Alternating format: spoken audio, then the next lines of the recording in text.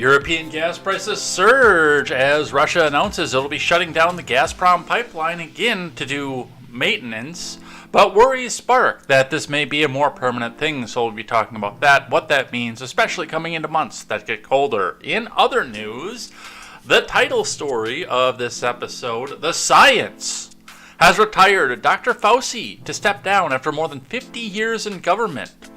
The timing? Well, I guess we'll have to talk about that and what that means, but yes, the announcement is made. So we'll be talking just a bit about that.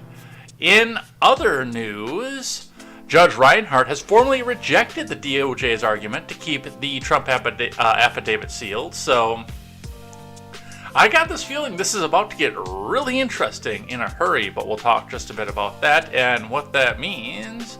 And Dennis Rodman says that he feels the need to go over and talk to the Russians about Brittany Griner. It is going to be all this and more. Welcome back to the main channel. I am Jay Edgar, and this is Contemporary.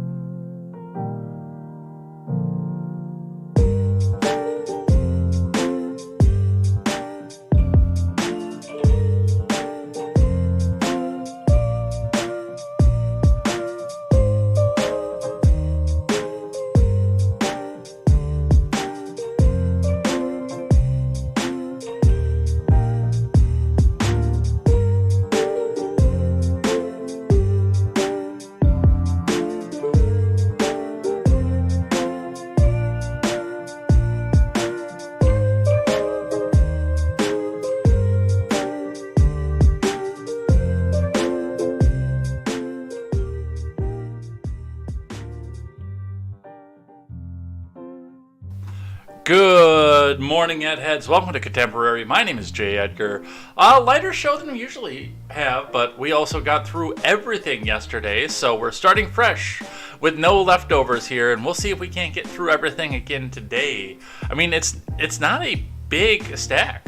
We've got some a little bit of extended financial news just because the gas, I think, fell into that, especially given the fact that that is going to affect global markets as well. And by the way, it's getting colder. We're not there yet for the fact that we need heat in Wisconsin, but it's definitely now become something that we've thought about, at least. So we'll be talking about that. We'll be talking about Saint Anthony of Fauci, the patron saint of medicine, and the fact that we will no longer have a patron saint of medicine. So we'll talk about that. We've got a few things to talk about. I guess Ford is cutting 3,000 more jobs, but don't worry, most impressive job market in history right here. But we'll talk about that. A lot of stuff to talk about here. So we'll get right to it over here on Contemporary. Before we get started, make sure you guys go check out the great programming that I love to endorse in the morning. All the great people who are out there giving us news culture by the common man for the common man, the Daily Ignoramus, the Breakdown with Birkenhoff, the R-Rated Conservative, the Porch Boys, KTZed, Tweets by Brit, Mr. Behavior. Go check out all of those. Make sure you guys are checking out and hanging out with these people as we come together to try to get you music, society, culture, video games, and of course news by the common man for the common man. So let's get started and let's get into my news by the common man for the common man. And we are going to start today with finance for the day. Oops. I'm not on finance though. I was on the news. All right, let's do this. Starting with the Dow. The Dow is down almost 2% throughout the day yesterday. It took a sheer drop right in the beginning of the day and then just kind of slowly coasted its way still back down It tried to come back a little bit at the end of the day, but just there wasn't enough time, and there wasn't enough to come back and do things. Now, it does look like, according to most everything, the futures are looking up, but, after dumping 643 points throughout the day, there really wasn't any place to go but up right now, but we'll see what's happening with that, and where that goes, and what we do with this sell-off after it's all done. Looking in at the Bitcoin is at 21,434.20 on the day. That is up $36, so barely a move upwards off the day, but it also crashed right around 5 o'clock a.m. Central Time, and then brought itself back up even stronger than it was before that little bit of a crash, bringing out the 5-day, and all we see looking out through yesterday is just the sort of dribble bounce continuing off of the massive dump all the way back on Friday. So we will continue to watch this, see where this goes. I know that some of the audience people here don't care for the Bitcoin, but as I've said, it's one of the most liquid hard assets out there, which means if you have it, you're using it as a retirement, you can cash it back out for cash, for gas, diapers, or food faster than you can get money out of your gold or your stocks. So it's always interesting to watch, because typically if somebody's got to go get money right now, that's the asset they go for. It's usually crypto, gold, and then stocks. But we will watch this, see where this goes, and what happens with this. Looking at gas. I'm not sure what to make of this gas map. Now, a lot of this is not in Madison proper either. They're stretching out to Lodi to get some of these very, very low prices right now. In fact, everything that's below 340 is out in Lodi, but even in Sun Prairie, we have one, the Woodman's in Sun Prairie, that is showing 340. So I don't know if we're about to get a reprieve. It does look like the gas prices are looking up, the oil prices are looking up right now. So possibly within the next few weeks, we could start to see another big jump up. But we see a 328 in Lodi, far outside of the Madison area. I believe Lodi is actually in Columbia County, not Dane County. It's on the line, I know that, but I believe that is out of Dane County. It's still Madison area, but it's barely Madison area. So possibly some reprieve. I mean, we're not seeing a 350 yet, but we'll continue to watch this and see what happens with that. Looking at IBD for the morning. Investors Business Daily, Dow Futures, what to do after stock market plunge. Powell's speech ahead from Scott Latonin. Futures were higher on Mondays after Monday's stock market plunge ahead of the Federal Reserve Chairman Jerome Powell's speech from Jackson Hole on Friday. I still can't believe that they make such a big deal about the chief jackhole in the government, Jerome Powell, giving a speech from Jackhole. And I really don't understand why Wyoming is such a big deal for the Federal Reserve. We were talking about this last year too. Palo Alto and Zoom Video were key earnings movers after the close on Monday. Palo Alto shares jumped more than 7% on better than expected results, while Zoom stock dove more than 7% in extended trade after cutting its earnings and sales outlook on the year. On Monday, the Dow Industrial declined 1.9%, while the S&P lost 2.1%. The tech-heavy NASDAQ sold off 2.55%, and the small-cap Russell dropped 2.1%. Among the ETFs, the NASDAQ tracker, Invesco QQQ Trust dropped 2.1%, and the SPDR, S&P 500, which checks both the S&P and the Dow, fell 1.7%. Tesla skidded 2.3% Monday. Among Dow leaders, Apple and Microsoft slid 2.3 and 2.9 respectively in today's stock market. In the ongoing pullback, Albemarle, Arista Networks, Excelis Technologies, and Costco, as well as Dow Jones stocks Coca-Cola, Merck, and McDonald's, are among the top stocks to buy and watch. Albemarle is an IBD leaderboard stock. Arista and Excelis were featured in this week's Stocks Near a Buy Zone column. Ahead of Tuesday's open, Dow futures along with the S&P rose 0.1% each versus fair value, while the NASDAQ gained 0.2%. Remember, overnight action in Dow futures and elsewhere doesn't necessarily translate into actual trading in the next regular stock market session. The 10-year yield rose to 3.03% on Monday, without the GDP to back it up. Of course, money printer go burr. Extending last week's jump, the 10-year yield is above 3% level for the first time since July of 21. Meanwhile, U.S. oil prices inched higher, with West Texas Intermediate futures trading near $91 per barrel. Powell gives a speech Friday at the central bank's economic outlook from Jackhole, Wyoming. The Fed has raised interest rates this year in an attempt to bring down inflation and has signaled more increases are coming. Last week's Fed minutes seemed to push back against the market expectations for a dovish pivot, which has already helped spark a 6-week stock market rally following the June 14th to 15th meeting. Markets place a roughly 56% chance of a 75 basis point rate hike on September 21st. 1 week ago, there was a 39% chance. So, we'll continue to watch this, but it does look like they're going to make another rate hike that is intended to keep you out of the market and keep their rich investor buddies and the government spending that money like it's going out of style. But we'll continue to watch this and see where this goes. I want to grab one from the Daily Wire in finance for the morning here, because I looked at this, and while the Biden admin tells you it's the greatest economy in the world, the best one in history, I fixed it, I made it better, the numbers really do show a completely different story right here. So, reading from the Daily Wire, a record number of Americans are suffering, most since the Great Recession, according to a survey from John Rigolizzo. More Americans say they're suffering economically in 22 than in 2008, according to a new survey. According to Gallup's Life Evaluation Index for July, 5.6% of Americans said they were suffering in life, the highest number on record since Gallup established the index in 2008, breaking the previous record set in April. That figure is also higher than it was at any point during the pinko-pox pandemic and lockdowns or during the Great Recession. At the same time, the number of Americans who describe themselves as thriving dropped to an 18-month low. Since reaching a record high in June of 2021, life ratings among American adults have steadily worsened. Gallup reported the 5.6% suffering rate in July marks the first time since Gallup measures has exceeded 5% in the U.S. and translates to an estimated 14 million American adults. Using a metric called the Cantrell Self-Anchoring Striving Scale, Gallup asked respondents to rate their current lives and anticipated lives in 5 years on a scale of 1 to 10, and it classifies as suffering, struggling, or thriving based on their response. Those who rate both their current and future lives a 4 or lower are classified as suffering. Gallup noted those who rate their current life a 7 or higher, and their anticipated life in 5 years an 8 or higher, are classified as thriving.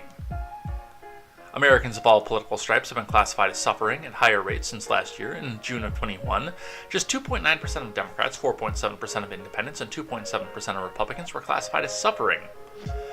That 4%, the higher percentage of independents, is, I think, what's going to drive what's happening coming up here in November.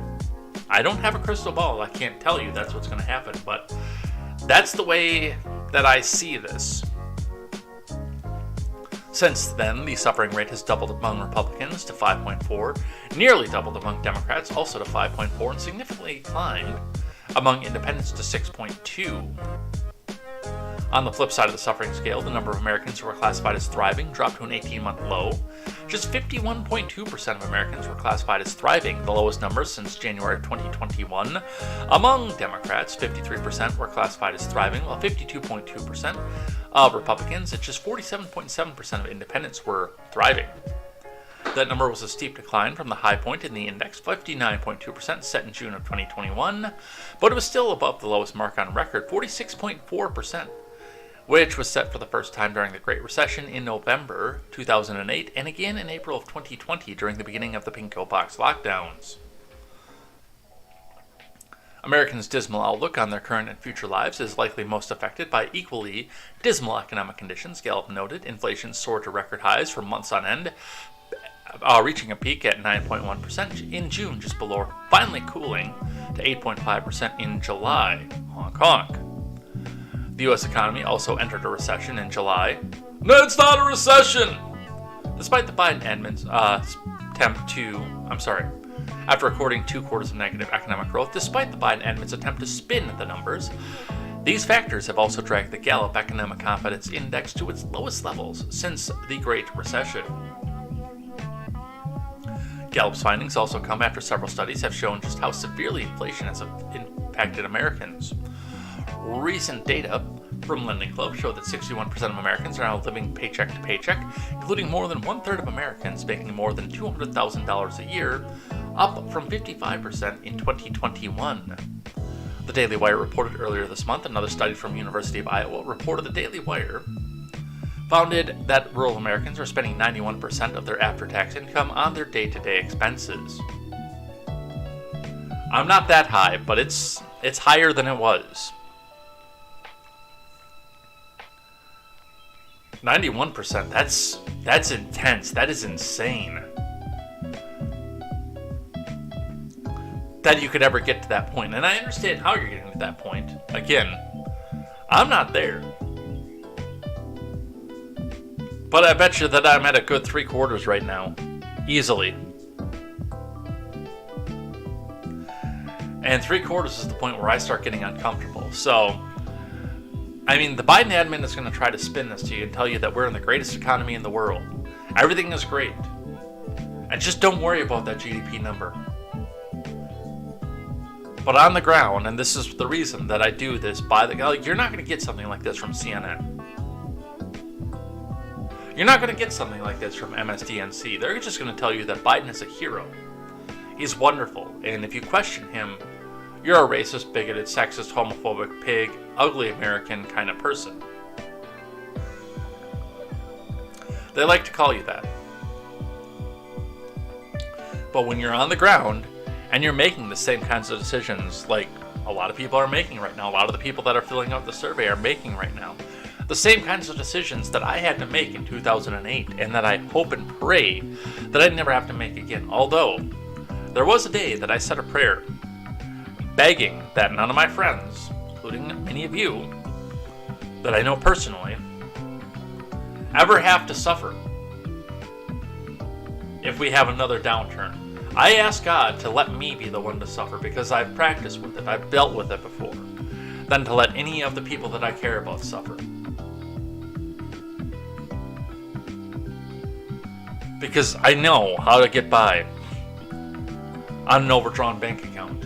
I don't want to again, but I know how to do it. Let me take up the cross and let the people that I love thrive. That's my request. But we will see what happens. We'll continue to watch this.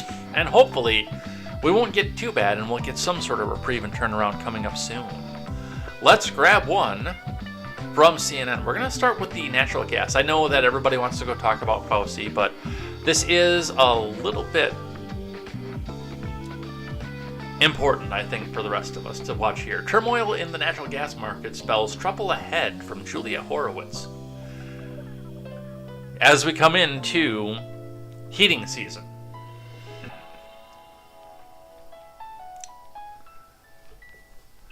The outlook for inflation in the global economy hinges in large part on where energy prices head next, which makes recent turbulences in natural gas markets a worrying development.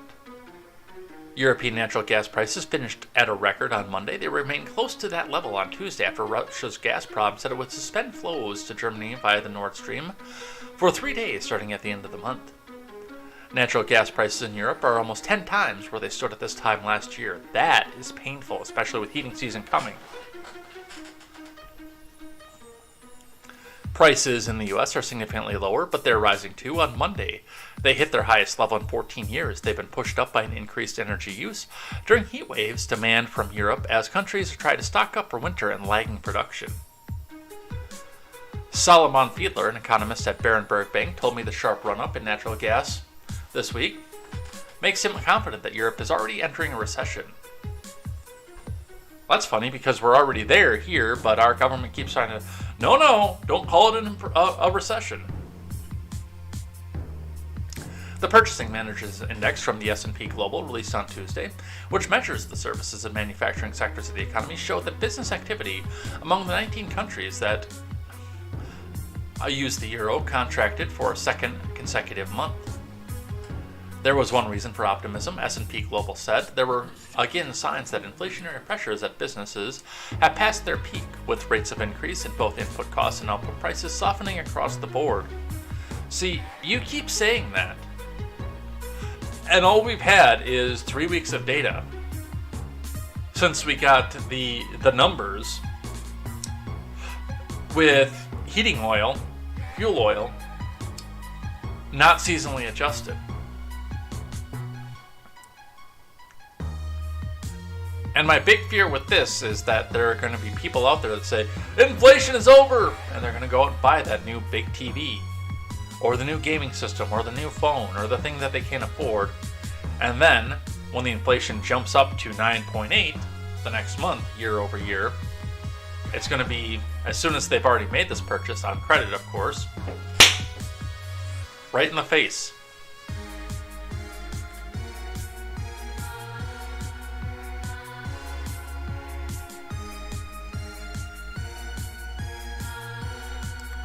But Fiedler expects the relief to be short-lived.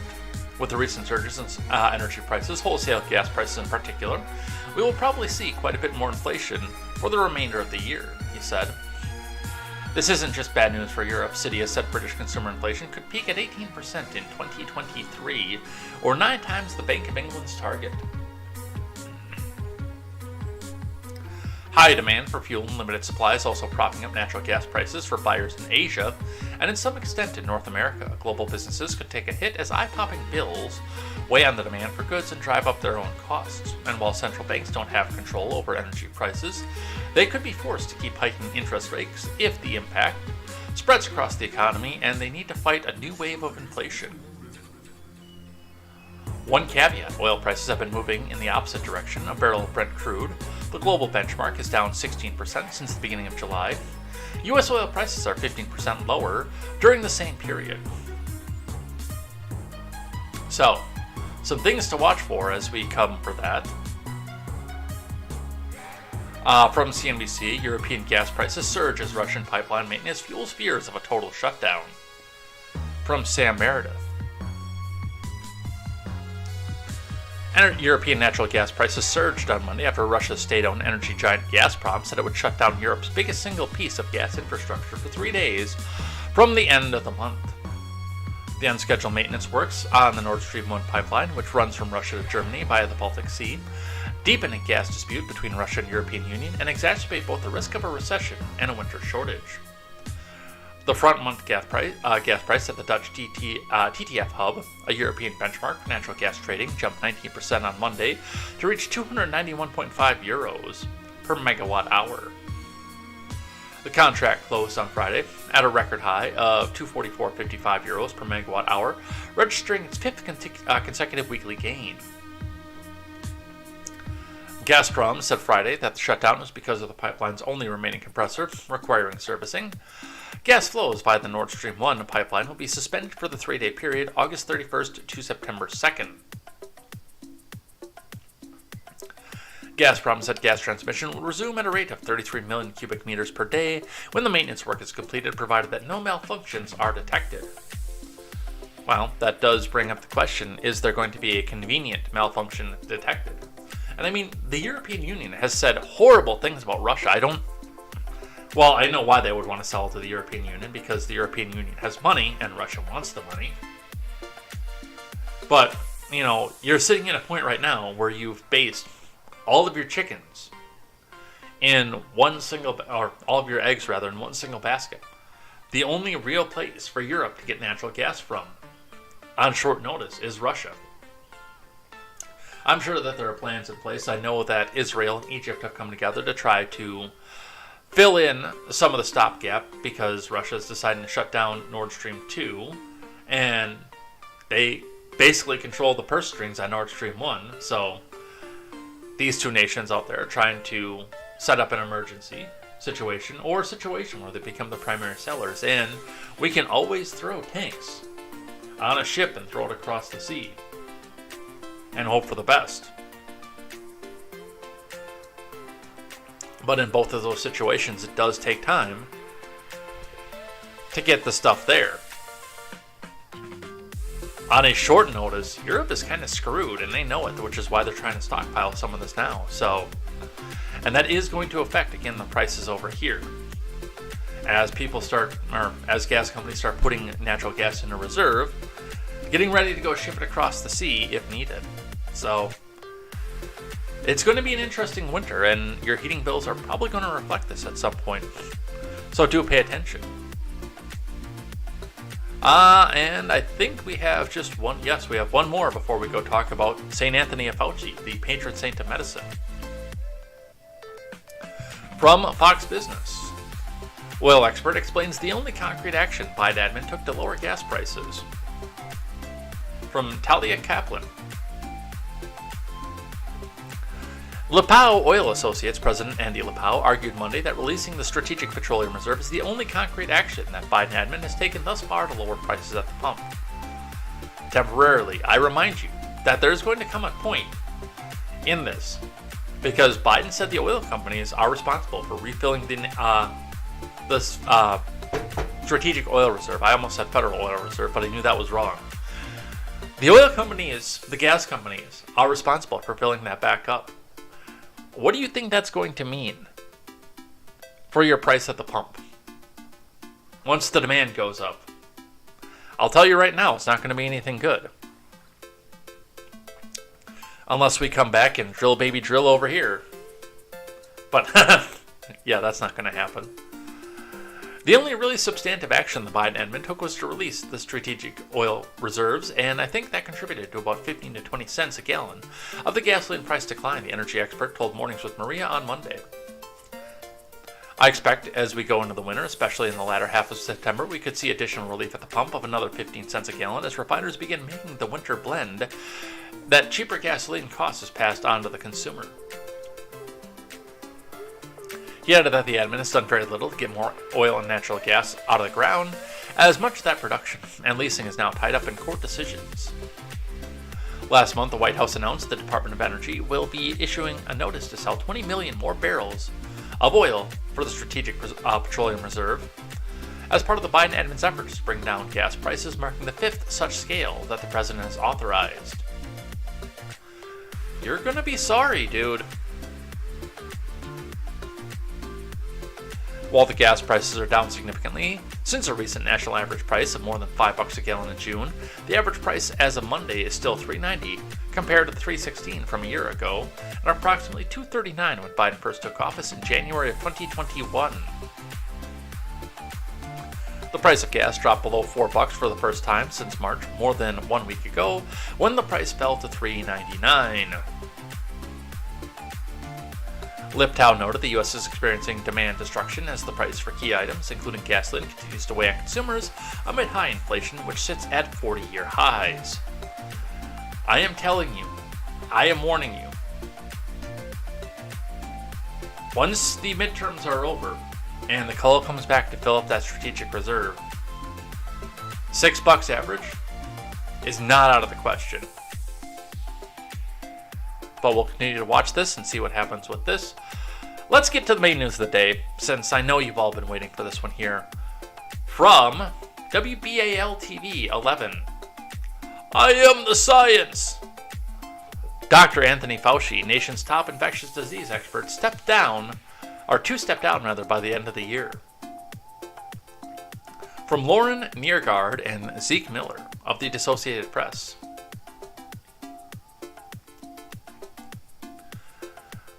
St. Anthony of Fauci, the patron saint of medicine, the nation's top infectious disease expert who became a household name and the subject of partisan attacks during the Pox pandemic, announced Monday that he will leave the federal government in December after more than 5 decades. St. Anthony directs the National Institute of Allergy and Infectious Diseases, is chief medical advisor to President Joe Biden, and also leads a lab studying the immune system.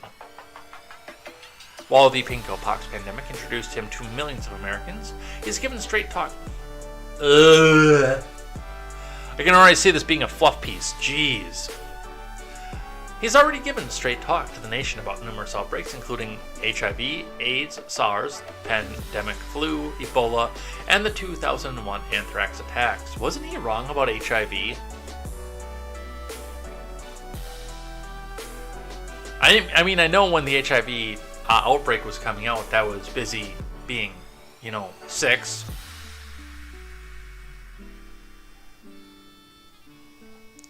But still, I've gone into this campus and into the labs and into the hospital every day, including most weekends for 54 years. The idea of walking away from it is obviously bittersweet. I'm famous now. I'm a movie star, Fauci told the Associated Press.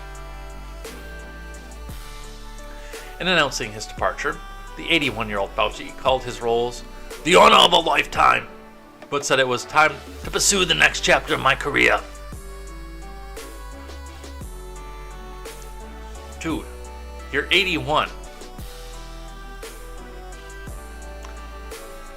And I'm not saying this just because I can't stand what it was that you did to American medicine and the political division of this country. I'm saying this because you're 81 years old. Spend some time with the grandkids. You're never going to get that time back. Dude.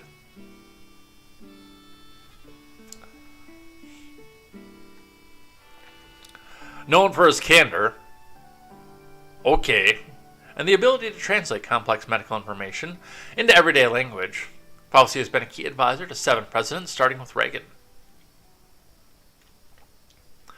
Fauci became the face of the government response to the pinko pox as it hit in early 2020, with frequent appearances on television news and in the daily press conferences with White House officials, including then-President Trump. But as the pandemic deepened, Fauci fell out of favor with Trump when his urgings of continued public caution clashed with the former president's desire to return to normalcy and to promote unproven treatments for the virus. My God! The editorializing of this. Now, you guys know, and you're here for the fact that I didn't go to journalism school. I am an opinion contributor. And I feel like I'm more objective than crap like this. Evil Donald Trumpler and the unproven treatments of the virus. Fauci found himself marginalized by the Trump admin, but he continued to speak out publicly in media interviews, advocating social distancing and masks in public settings before the rollout of the pinko-pox vaccine. He was also the subject of political attacks and death threats, and was given security detail for his protection because you taxpayers love to pay for security detail, don't you? When Biden Hong Kong won the White House, he asked Fauci to stay on as an admin in an elevated capacity. I've been able to call him at any hour of the day because he's older than I am, and he's up at the same times that I am, man. Can I get a bran muffin, Jill? Biden said in a statement. Whether you've met him personally or not, he's touched all Americans' lives with his work, man. I extend my deepest thanks for his public service. The United States of America is stronger, more resilient, and healthier because of him, man. Come on.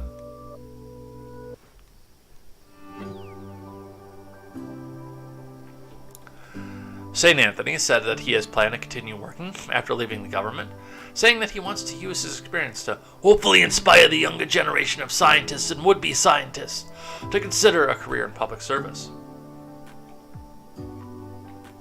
For all the rancor of the coronavirus pandemic, it wasn't Fauci's first run-in with an angry public. He became the head of infectious diseases branch at the National Institutes of Health in '84, when the nation was in the throes of the AIDS crisis. Let me rephrase that. I wasn't busy being 6, I was busy being newborn. I thought that happened much later than it did.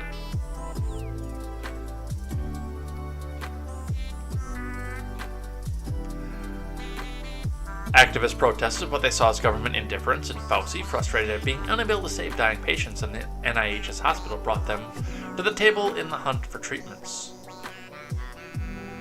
So, I think everybody knows what's coming here.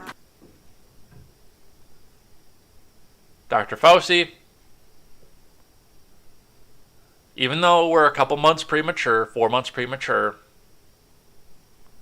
the first thing that I have to say is to wish you a solemn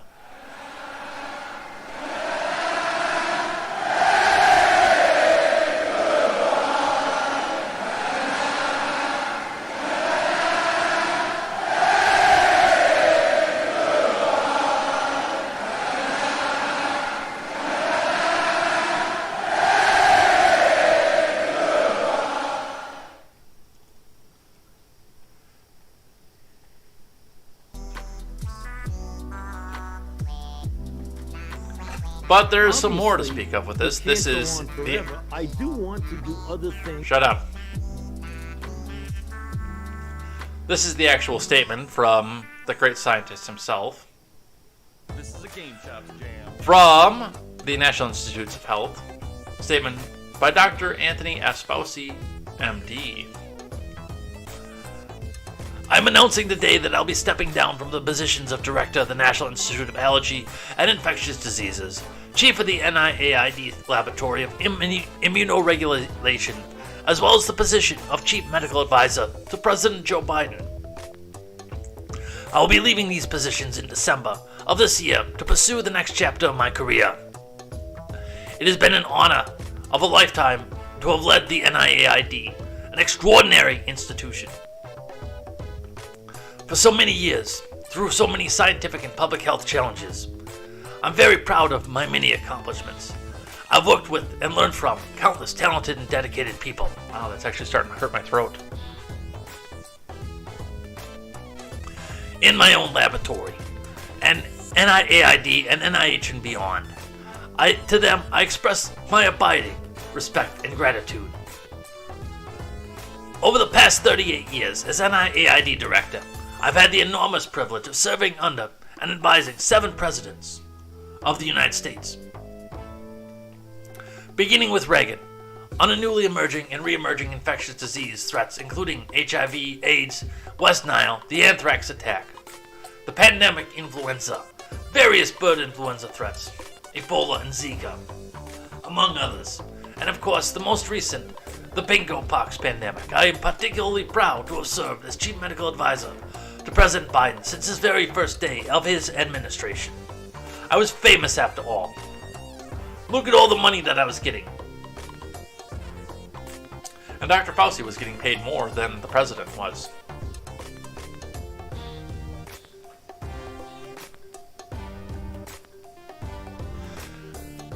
While I'm moving on from my current positions, I'm not retiring. After more than 50 years of government service, I plan to pursue the next phase of my career.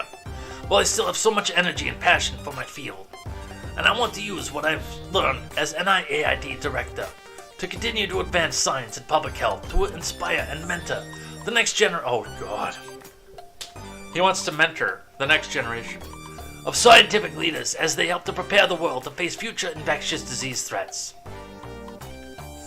Over the coming months, I will continue to put my full effort. Okay, I can't do that voice anymore. Good God.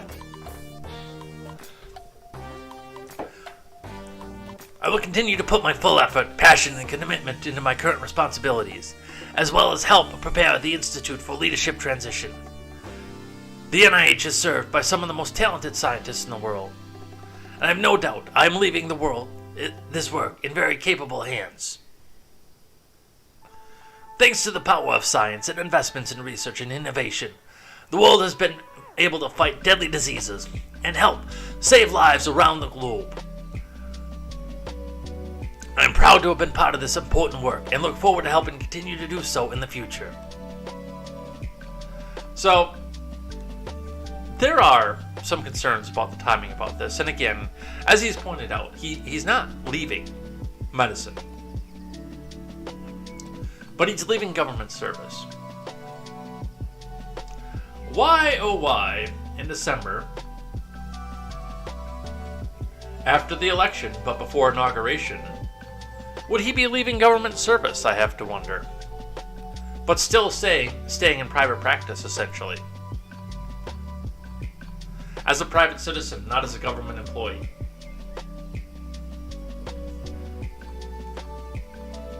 After a midterm where MAGA Republicans have vowed that if they win, they're going to investigate everything in the world out of this administration, down to the last millimeter.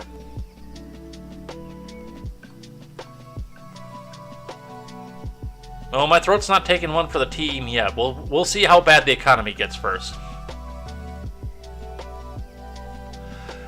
But we'll see where this goes. That's part of his statement. We're not going to read down to the end.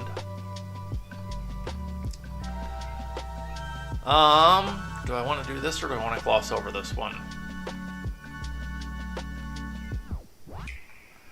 I think we're going to skip this one.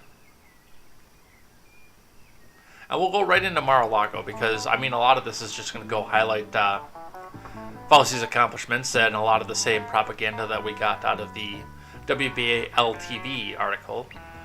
So let's go in and instead we'll talk about the Mar-a-Lago thing, because there's some breaking stuff coming out of that. From CNN, Trump's legal team asked for special master to go through Mar-a-Lago evidence and determine if some of it should be returned. Pretty sure all of it needs to be returned. We might come back to this one for the video because this talks about the lawsuit that we'll be talking about in the next article. So we might come back for video. From Caitlin Polans, Caitlin Collins, and Tierney Sneed.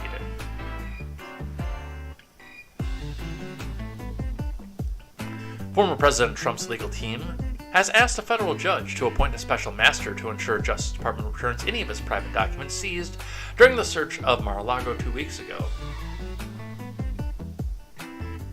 Trump is asking for a special master, a third-party attorney, to oversee the review of evidence gathered from the Beach Club in the criminal probe, and for the judge to pause federal investigators' work related to the evidence until the review is done, according to the new court filings. The new lawsuit marks the first legal filing by Trump's team after FBI agents carried out their search on August 8th and underscores how his legal team has struggled to coalesce around his singular strategy. It's been assigned to Judge Eileen Cannon, who was nominated to the bench by Trump in 2020. In the suit, Trump argues his constitutional rights were violated and that there may have been privileged material seized. Through the legal maneuver could slow down the Justice Department's ongoing criminal investigation, Trump's request to the federal court in South Florida could face an uphill battle after his team missed multiple opportunities to challenge the search. The August 8th search warrant at Mar-a-Lago was authorized by federal court upon the required finding of probable cause. The department is aware of this evening's motion. The U.S. will file its response in court, the Justice Department spokesman Anthony Coley said in response to the new filing. The ex-president's lawyers declined to take a position in court in the immediate aftermath of the search warrant execution. They also did not weigh in on whether the search warrant affidavit should be made public before or during a court hearing last week in West Palm Beach, Florida, even though one of his attorneys was present. Yeah, but it seems like the judge was willing to do the right thing.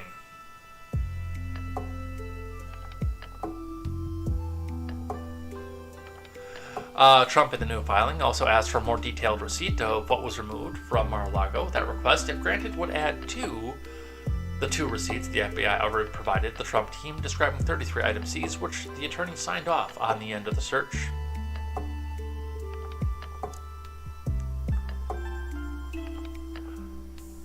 The Justice Department removed 11 sets of classified documents from Trump's home. And of course, we're never going to get to see the evidence of that. According to documents unsealed by the judge last week, the inventory shows that some of the materials recovered were marked as top secret SCI, which is one of the highest levels of classification. The department has already signaled that it will be using an internal filter team to review the seized items to separate material that could be subject to privilege claims. For instance, investigators mentioned the work of a filter team when they returned to Trump private documents that wouldn't be part of the investigation, such as 2 expired passports and his government passport or diplomatic passport. Now see, we look at this, and yet, even with the filter team, we've already got fruit of the poison tree.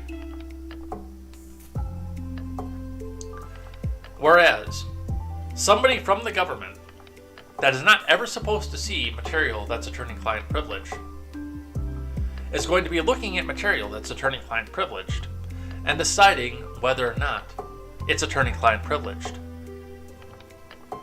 You see where some of the problem comes in off of this?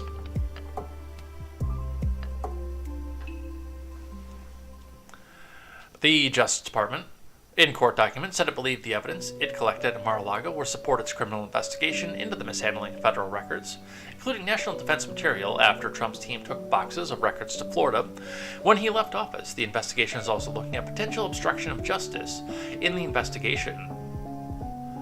The DOJ said it has concerns that further information becoming public or known by Trump's team could prompt witnesses or document tampering, and according to CNN and New York Times reports, a lawyer for Trump told investigators in writing that no classified records were left at Mar-a-Lago after June. The FBI said an inventory list at the end of the search said that there were additional classified documents retrieved. So the lawsuit is out there, and we will begin to see what it is that needs to be returned and what doesn't. But the lawsuit does go further. Trump sues to block DOJ from reviewing materials FBI seized at Mar-a-Lago until watchdog is appointed. So this goes into a little bit more detail of what the actual lawsuit is from Dan Mangan and Kevin Breininger over at CNBC. Former President Trump in a new lawsuit Monday asking that a federal judge appoint a special watchdog to review documents seized from his Florida home as part of a criminal investigation of the removal of the White House records when he left office in January 2021. Trump's lawsuit, which suggests the August 8th FBI raid was politically motivated, also asked the DOJ to be blocked from further review of seized materials until his Mar-a-Lago residence until the so-called special master is appointed to review the documents. Special masters are appointed in criminal cases where there's a concern that some material seized by authority could not be viewed by investigators because it's protected by attorney-client privilege. And that's the problem. Or other factors that weigh against it being used in prosecution. Special masters were appointed to review material seized in federal criminal probes of two of Trump's former personal attorneys, Michael Cohen and Rudy Giuliani. Trump's suit in U.S. District Court for the Southern District of Florida accuses the federal government of violating his Fourth Amendment right against unreasonable searches and seizures, which is believed to be the first time the home of a former president was searched in connection with a criminal case. In addition to seeking a special master, the suit asks that the DOJ be required to provide him with more detailed inventory of property seized at the Palm Beach resort.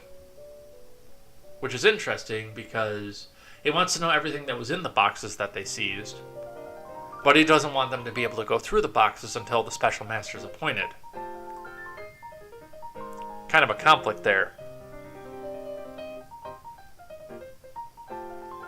And a request that the government return any seized item that was not within the scope of the search warrant authorizing the raid, which is very difficult because the scope of the warrant authorizing the raid was, I think, entirely too broad.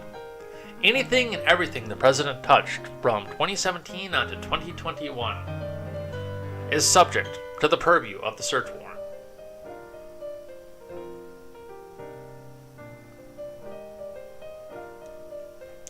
Four years of documents. It's kind of hard to come back and say, oh, no, we weren't authorized for this, when I think that's going to be the vast majority of what was there.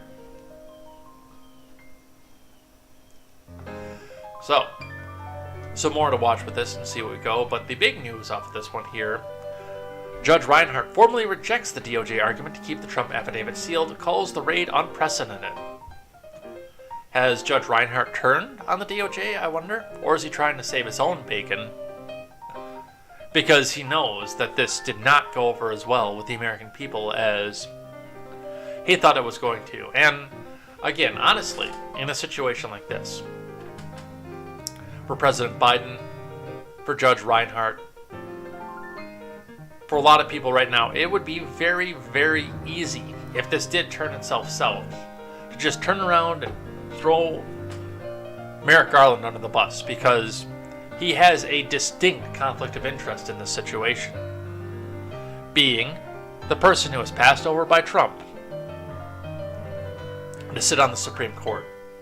As good as I think that was for the nation, for him not to be on the Supreme Court, that puts him in a major conflict of interest. A massive conflict of interest, in fact. And once he has outlived his usefulness, the next question will be, okay, well, we don't like you anymore, so, hey, it was all Merrick's fault. Get him.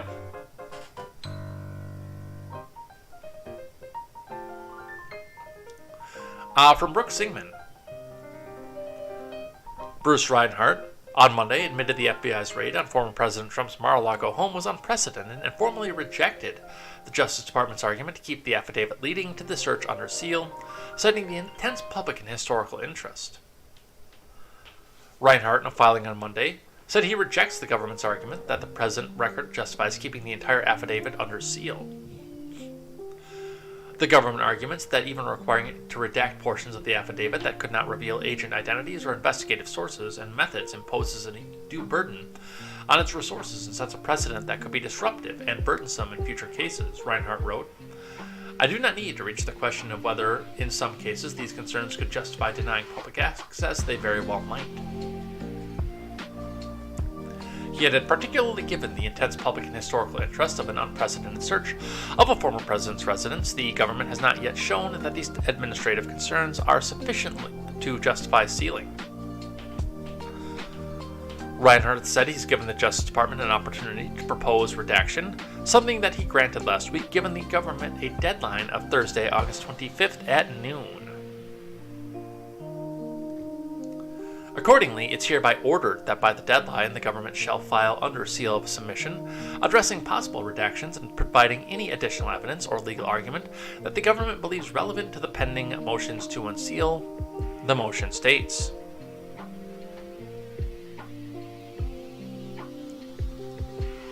Reinhart, during a highly anticipated hearing in the West Palm Beach Division of Florida last Thursday, said the entire affidavit should not be kept under seal, despite the Justice Department's argument that the release would jeopardize future steps in the investigation and provide a roadmap for the probe. Reinhart will then review those redactions and determine how best to proceed, whether to accept the recommendations from government prosecutors or perform his own redactions instead. The judge also reminded the government or media, the two parties in the suit, can appeal his ruling if one or both object to the proposed redactions, which would remain under seal. So, we're going to get to see this. And I don't believe that it's going to be the government that's going to be doing the redactions, which is going to be interesting. Because really, honestly, the DOJ can turn around and redact whatever they want off of this. You know, even as far as crossing out a word "the" or magic markering out a word "the." Completely changes the tone and tenor of the document. I mean, we've seen some of the 9/11 reports, the redacted reports, where you get the page and it's just black marker from top to bottom. And 3/4 of the way down the page, there's the word "the" that's unredacted. We've seen this kind of stuff come out of the government before. But we shall watch, we shall see what happens with this and where this goes. Here's a who could have seen that coming moment from the Daily Wire. Earmuffs. If you've got your kids in the car or you're listening with the kids, let's do some earmuffs right about now. Not a effing hero left turns on Liz Cheney after the primary loss. From Virginia Kruta. The left quickly turned on recently ousted Republican Congresswoman Liz Cheney after her re-election bid failed to make it past the Republican primary last week. Yeah. Who could have seen that coming? Who, in their right mind, could have seen the leftoids, some of whom I have stood shoulder to shoulder with, protesting the Cheney family for their war crimes, of which there are many.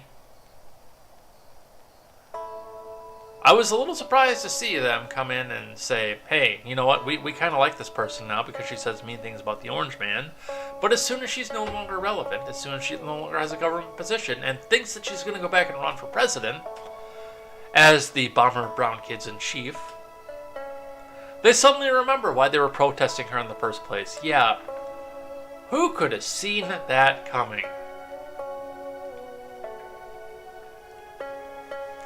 For weeks, left-leaning Twitter accounts and even media pundits and other elected Democrats championing the former Republican leader for her work on the January 6th Selfie Fest committee and her opposition to the former president, but once she lost her primary to Trump-backed Harriet Hageman and hinted at a possible 2024 presidential run, the left began to abandon her. Larry Middleton, L-78 Lancer, made it clear that Cheney's efforts with regard to the January 6th committee were appreciated, but that he did not mean that he trusted her with anything beyond that. He tweeted, "Remember, folks, that Liz Cheney voted with Trump 93% of the time, so while her work on the 1-6 committee is purportedly to save democracy, her goal is not to save the Democrats. Don't get it twisted.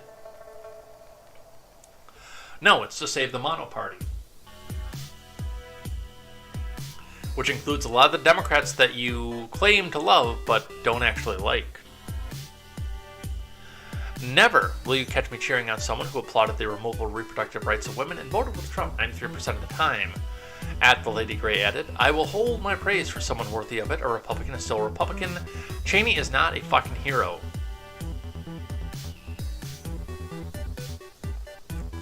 USA Today opinion columnist Michael J. Stern explained Liz Cheney put country over party when Trump ignited a selfie fest in an effort to take over American democracy. She gets credit for that, but she voted with Trump 93% of the time. She celebrated the end of Roe. Quit saying you'll vote for her if she runs for president.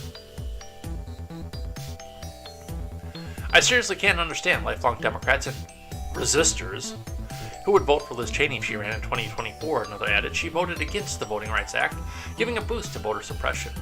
Bragged when Roe v. Wade was overturned, voted with Trump 93% of the time, and look at this gem.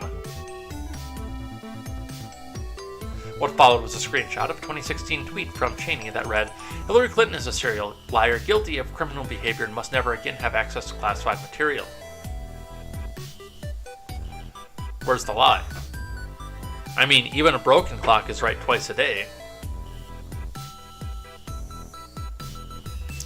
And then, yes, they're reading from a script, by the way.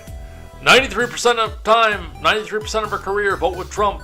Cheer Roe versus Wade. No mention of the fact that she, like her father, is a war criminal. And is getting major kickbacks from Raytheon and Halliburton, too, by the way. No mention of that.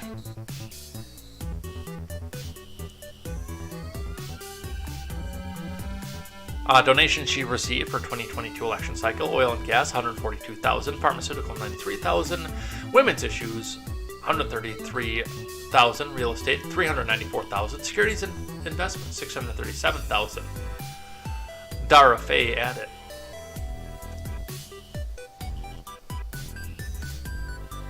Twitchy's Politibunny said that most conservatives had seen the 180-degree turn coming from a mile away. Knew this was going to happen after Cheney was no longer useful to our pals on the left. Yeah, who could have seen this one coming? I did not see that tweet. I don't know if Politibunny is being suppressed or not, but let's make sure that we go and give that a like and a retweet. Because we like Politibunny around here. One of the few non-green check verified journalists that I will read from, because I know her personally.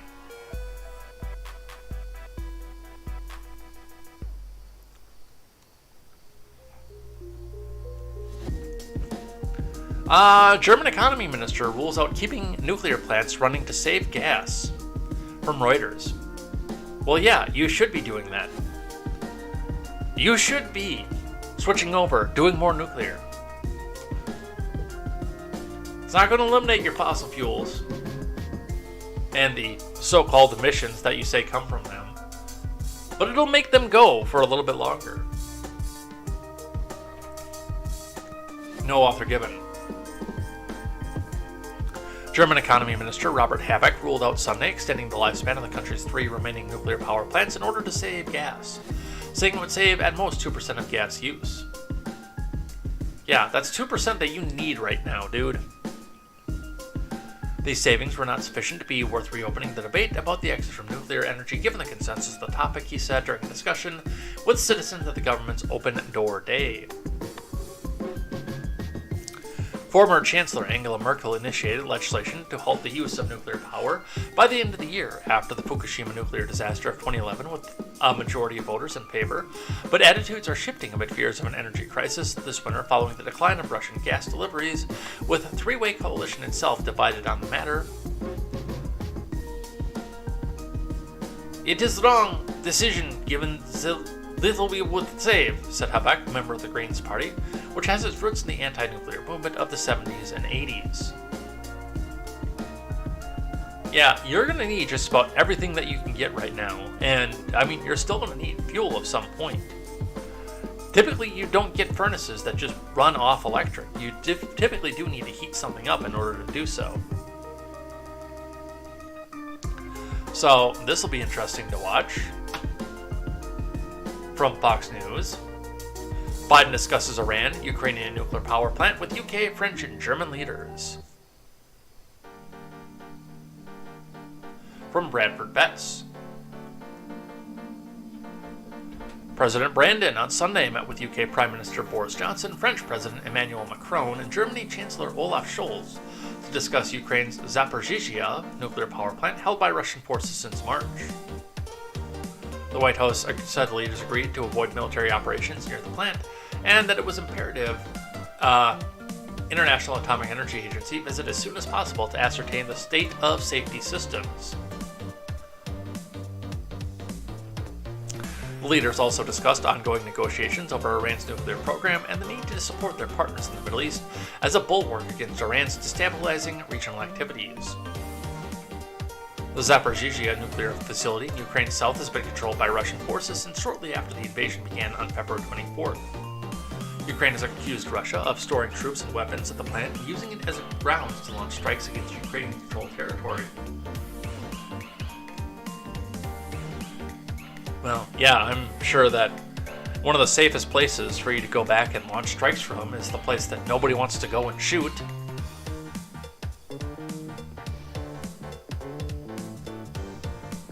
Ukrainian officials and military analysts, meanwhile, say Moscow's forces have cynically employed the plant as a shield, knowing that Ukrainians would be hesitant to fire back.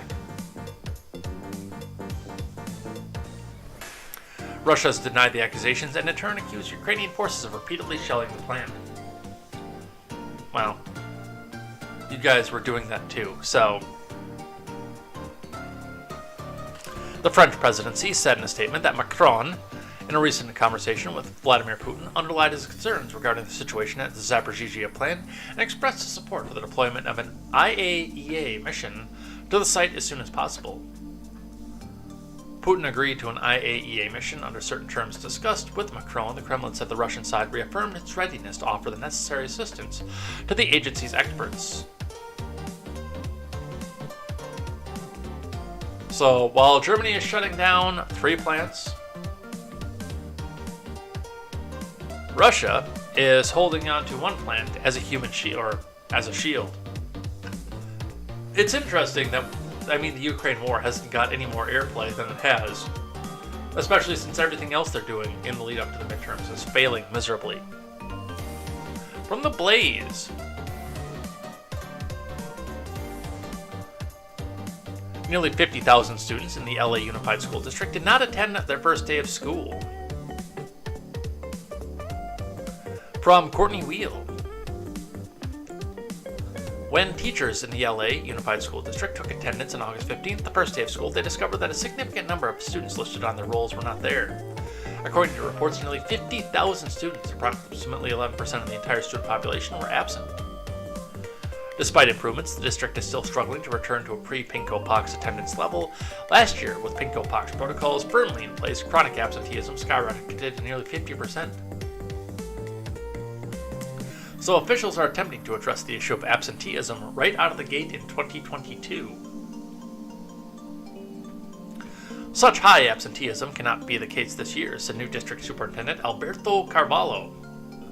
Particularly when we talk about black and brown kids, kids in poverty, English language learners, kids with disabilities. Otherwise known as the people who are ripe for indoctrination. They lost so much ground, he added. Now's the time to accelerate. That's why I'm talking to parents. You need to have your kids in school. Schools are safe. Our protocols and protections are in place. Free breakfast, free lunch, free stuff. Come on in here. Get your free stuff. Come to school every single day. This is the time. This is the moment. And again, as I predicted at the beginning of the Pinko Pox when they started doing remote learning, I said this is not going to last very long because in order to indoctrinate, They need to have butts in the seats. And this was before I made the determination to try to clean up the language to cater to a more AM radio-centric audience, so I said a different word at the time, but that's what they need. If they want to indoctrinate the next generation of people to worship the government cult the way that they do, they need butts in seats. Commie coof cases in the area have dropped dramatically, and students and staff no longer have to test weekly like they did last year. Though at-home tests have been furnished for students and families, masks are strongly encouraged but not required. Mercury News reported anecdotally that students and parents at 2 district schools largely opted not to wear them last Monday. Though the commie coof concerns may have kept some students at home, some in the district believe that absenteeism is caused by other struggles, such as mental illness and issues with transportation and childcare for younger siblings. Or maybe it's parents that are realizing that these schools are crap and trying to get them out of those schools.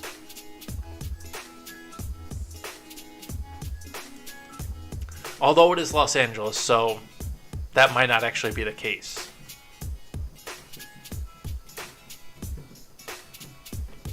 And the other side of it here, from NBC4.com, out of Columbus, Ohio. Teachers begin picketing outside Columbus schools with no negotiations scheduled. Well, I can still see your acronym gains, but I don't know what it stands for. I know the Nightbot got you, but I don't know what that one stands for. Tanstuffle. From Maeve Walsh. Hours after voting to go on strike, Columbus teachers assembled picket lines outside school buildings on Monday with no new negotiations scheduled.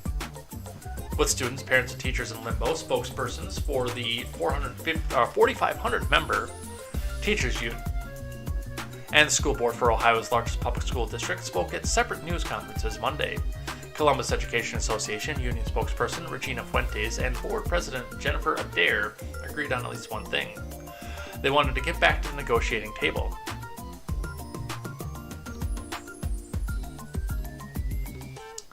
We understand that parents are in a difficult space right now, but we also want them to understand that we are doing this for the students, Fuentes said. And we truly are making the sacrifice because we want the schools that Columbus students deserve. Apparently, we have an exclusive with the union spokesperson. So let's listen to that.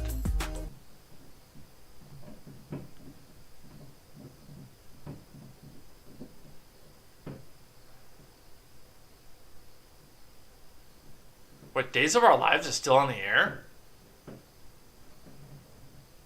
With their final offer, we hear more from the CEA and what this means for students as the school year here approaches. Yeah, CEA spokesperson Regina Fuentes live with us here in the studio. And my first question to you, when they talked about unfair labor practices, the board said 8% is the pay hike that teachers are asking for. Not many families get an 8% pay hike.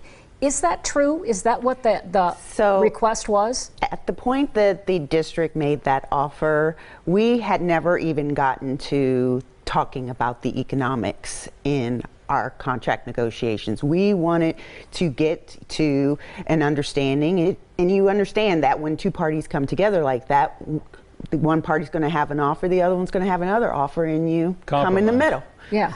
They never did that. They said 3, done. So any numbers that they put out there, you know, were very premature. Have you countered with 8? We have made some progress in the economic area, but we really haven't even gotten into that conversation with the negotiation, because really for us, and I want people to understand, this is not a conflict about our salary. Yes, salary is part of the conversation, but this is about doing what's right by our students and fixing these schools and getting the district to be accountable for the promises that they made and the promises that they're not keeping. Jennifer Adair this morning said in her opening statement, "We have not received notice of their sticking points. We've heard it in the press, we've heard it on TV and on the radio. We haven't received anything from them." True? That is a lie. In our proposals, our bargaining members came to the table with a full, comprehensive list of everything that they needed for the non-economic issues, and we're prepared to discuss and get into some of the economic issues. We got a little bit into that, but we did not get through with the process before they decided to shut it down. I have to ask you, we hear so much about the condition of some of the schools, Yes. and some of the schools we know are in deplorable physical condition. Tell me the problems that teachers have talked to you about in their classrooms, in the schools, in the hallways, in the restrooms. Well, we are in buildings that are, in some cases, 30, 40 years old. So, and maybe some older than that. In my own building, Eastmore Academy, when they did install the HVA system, it opened up a whole new can of worms when you're trying to tie into an older air conditioning or a heating unit that was a boiler. You open up plumbing that's, antiquated, and we get, all types of vermin. We do actually have to deal with vermin almost on a daily basis. You flick You're on a talking light. mice? I'm talking mice. I'm talking bugs. I'm talking water dripping from the ceilings. It's a true, real problem. We're not making this up. Regina, I have to ask very quickly, is there hope? There is hope, because our kids give us hope. And every day that they give us a chance to come to school and teach them, that gives us hope to continue fighting. We want to be in the classroom with our students. We want to be there. We want to be ready. We want to be teaching them. But we're not willing to settle for the status quo for them. And the way that Adair and Dr. Dixon have been presenting this offer is if they just can't possibly budge. We don't believe that. We don't believe that this negotiation can't go any further. Be accountable. So, I do have some questions about this, especially, I mean, if there's that level of filth in the school, that in and of itself should be more of a concern for me than the salary of the teachers. But that seems to be the salary is up front first and foremost on everybody's minds. So I guess my first question is if you got that 8% or even a 10% raise off of this, if you went back and tried to hardball for a little bit more, would you still be out working in the filth and the vermin and everything else? It seems like the priorities are mixed up here. And yes, I do understand where the union will come out and, I promise you we'll get you that quarter raise. And then he goes and gets off in his brand new Corvette and drives off the job site. That is how the labor union works, especially in the public sector. But man, oh man, again. Before I did anything else, especially if there are kids involved, if you are having that much of a problem with filth and wildlife, I would go there first. But that's just me. I think somewhat rationally.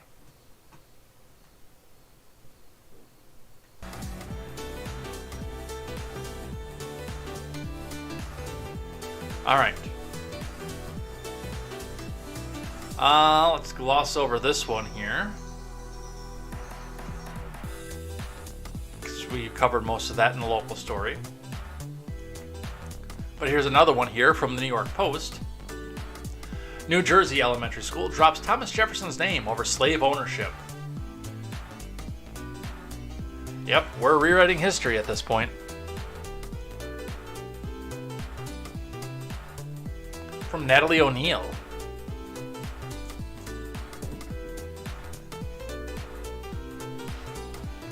A New Jersey elementary school dropped Thomas Jefferson's name because he owned slaves and changed it to honor the first black woman ever to graduate from a local high school, according to a report on Friday.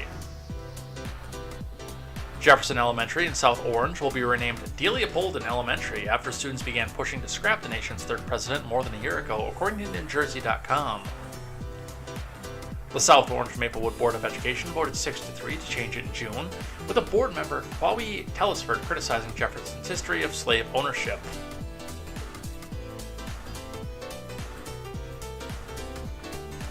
I want to make that point that Jefferson owned over 600 slaves. He freed 2 while he was alive and 7 after he died, which basically means I have a 1.5% chance of being free in Thomas Jefferson's world, said Telesford, who is black.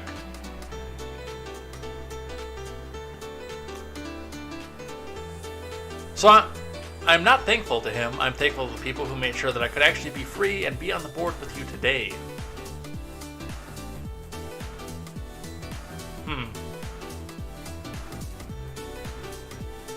Which is funny because if we were still under English rule, who knows how long that would have stayed along.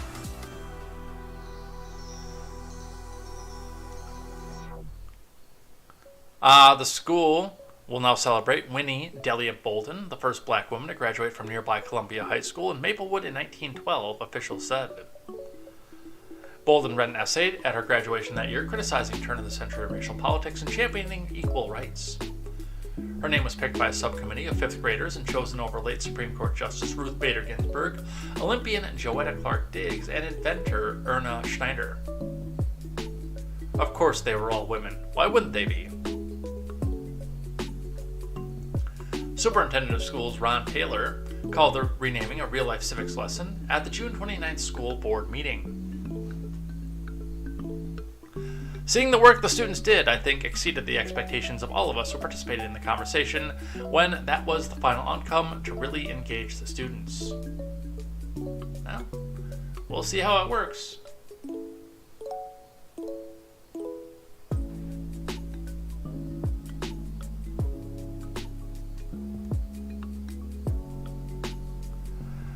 Dennis Rodman got in the news here, and I got a couple articles about this. Dennis Rodman says he's going to Russia to seek the release of Brittany Griner.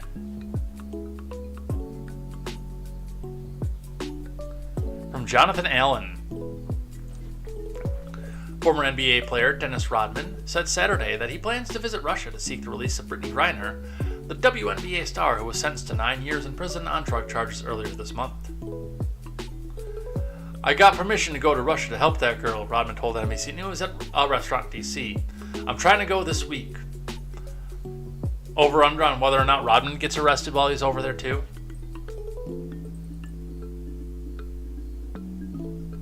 Come on, who's got an over under on this one? He's more likely to hurt than help, said a senior Biden admin official, which we'll be covering a little bit later in another one.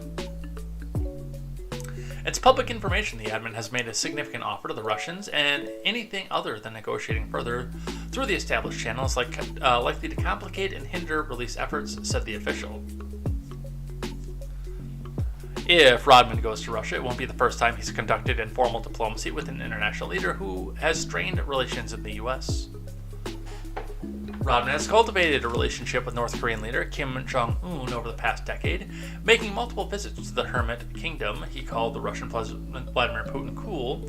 After a 2014 trip to Moscow in 2018, he showed up to one of the sidelines of former President Trump's meeting with Kim in Singapore and has credited himself with helping to secure the release of American Kenneth Bae from North Korea.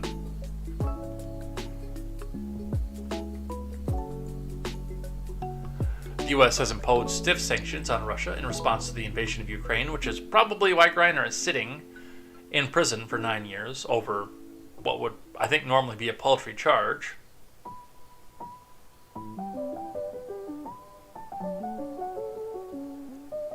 Griner's imprisonment has created an additional source of tension between the two countries and a potential avenue for diplomacy. But hey, she doesn't have to hear the U.S. national anthem anymore. Although, that would be funny if they came up and decided to do that for her.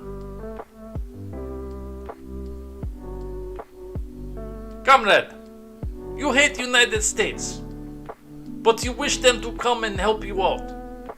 I tell you what, Comrade Griner, you wish Americans to come save you so much. We play American national anthem for you every day in prison, morning, noon, and night.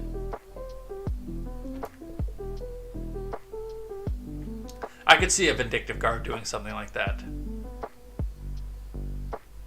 And I think that's kind of funny, I'm not gonna lie.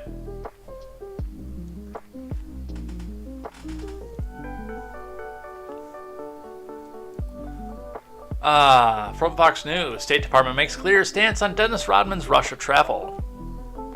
From Ryan Gatos. NBA legend Dennis Rodman made waves over the weekend when he revealed his plans to go to Russia to advocate for the release of WNBA superstar Brittany Griner, who was sentenced to 9 years in prison after she was convicted of drug charges. Rodman told NBC News over the weekend he got permission to travel to Russia to help that girl, and he didn't elaborate on who gave him the green light to travel to Russia. On Monday, State Department spokesman Ned Price was asked about Rodman's travel plans.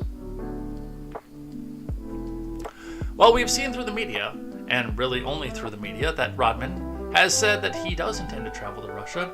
And I want to be clear, he would not be traveling on behalf of the U.S. government, Price said.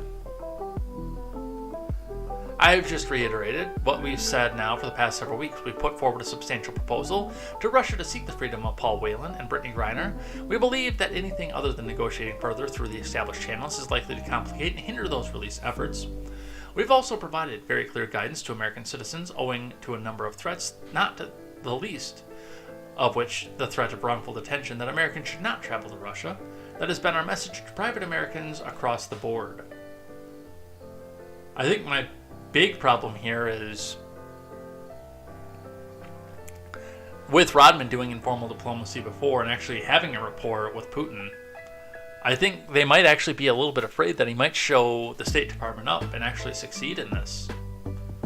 And also, really honestly, there's a part of me that believes that the State Department really doesn't want her back because she is one of those I hate America types. They put on a good show and a big show because she's black and lesbian.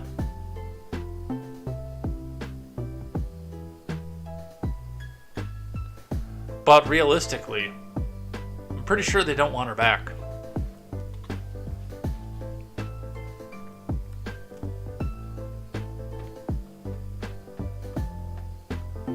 I'm not going to archive this one or see if it's archived. Well, see if it's archived. If not, we'll get the archive onto it. But yeah, it's been archived already. But this has most of the information from what I can see from the last two. Let's skip this one here. Go on to the Blaze. Defense Department rebuffs second request for the DC National Guard to help be deployed amid migrant influx. We want more undocumented immigration. Nobody's illegal. Okay, well, have them in your city. What are we going to do about all these undocumented immigrants in our city? We don't have the resources for this. From Alex Nitzberg. The Defense Department has once again denied D.C. Mayor Muriel Bowser's request for the D.C. National Guard to be deployed as an influx of migrants arrive in the city. The D.C. National Guard has no specific experience in or training of this kind of mission or unique skills for providing facility management, beating sanitation, or ground support, Defense Department Executive Secretary Kelly Bulliner Holly noted in a Monday letter to Bowser, according to Fox News. Approval of this request would also result in substantial readiness impact, the DCNG, Holly wrote.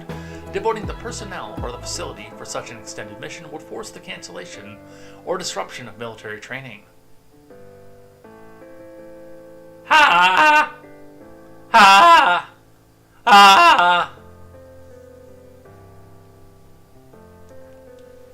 This marks the second time the Pentagon has denied the city's request for the D.C. National Guard to be deployed due to the migrant influx as the U.S. continues to be inundated by massive numbers of migrants along the nation's southern border.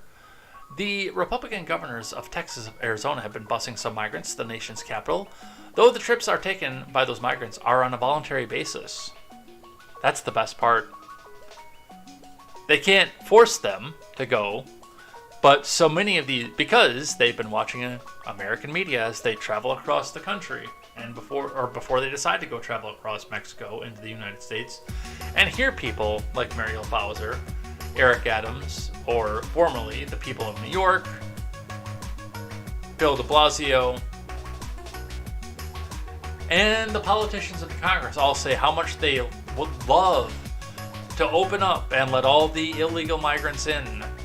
Because we have space for everybody. We love everybody here. Nobody should be illegal. Well, they're here and they want to go and thank the people personally who advocated for the situation.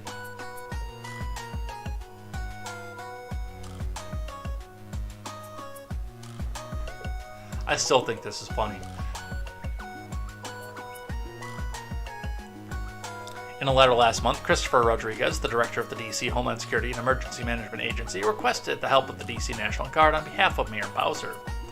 The letter declared the governors of Texas and Arizona are making a political statement to the federal government, and instead, their actions are having direct impacts on city and regional resources in ways that are unsustainable. After that request was rebuffed by the Defense Department, Bowser tried again. In an August 11th letter, Bowser wrote, "The District of Columbia writes to provide additional information to support our July 19th request to deploy the D.C. National Guard to help prevent a prolonged humanitarian crisis in our nation's capital resulting from the daily arrival of migrants in need of assistance." Ha! Ha! That's funny. From ABC 25,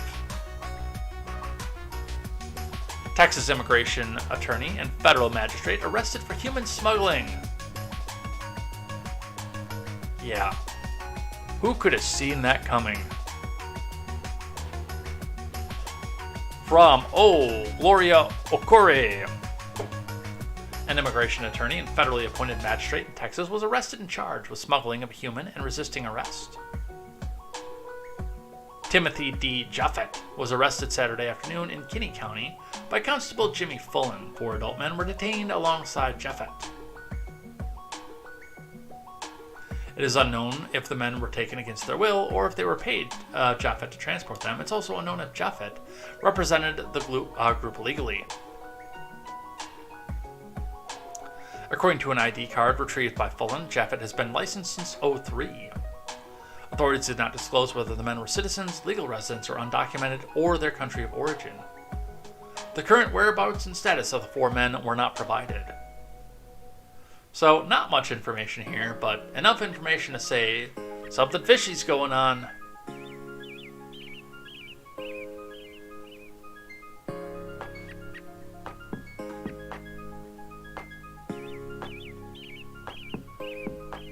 No, I don't want notifications from Auto Evolution. Go to hell.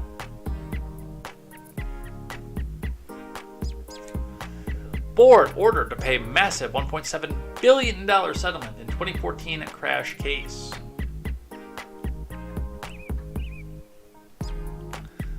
Ford has been ordered to pay a gigantic $1.7 billion settlement by a jury in Georgia with regards to an old case from 2014 where a couple lost their lives in a pickup truck crash. That is a beautiful 250, by the way.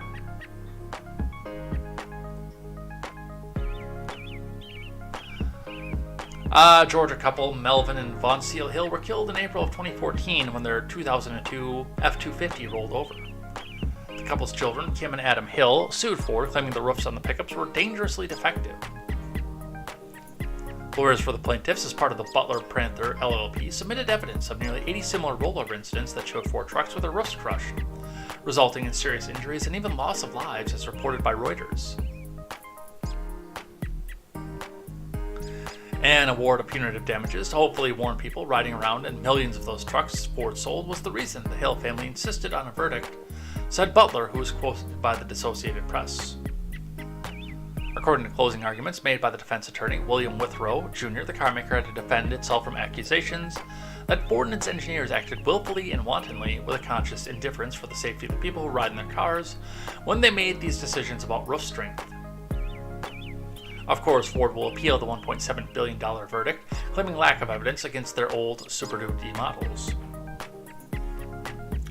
While our sympathies will go out to the Hill family, we do not believe the verdict is supported by evidence, and we plan to appeal, said the carmaker in a statement to the Associated Press over the past weekend.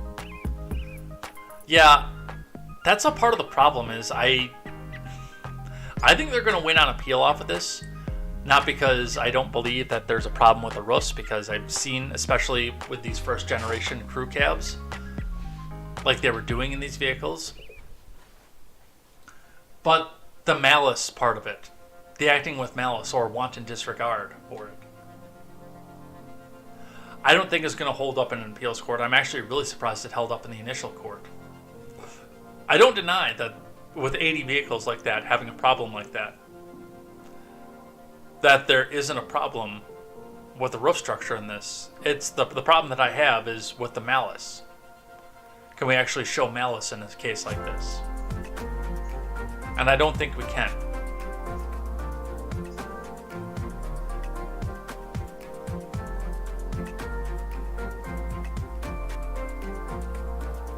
But in other automotive news, you know, we've got such a great economy and they're adding so many jobs. Well, another 3,000 jobs have been added to the tally of 8,000 that we already lost. From CNBC, Ford to eliminate 3,000 jobs in an effort to cut costs. From Michael Wayland.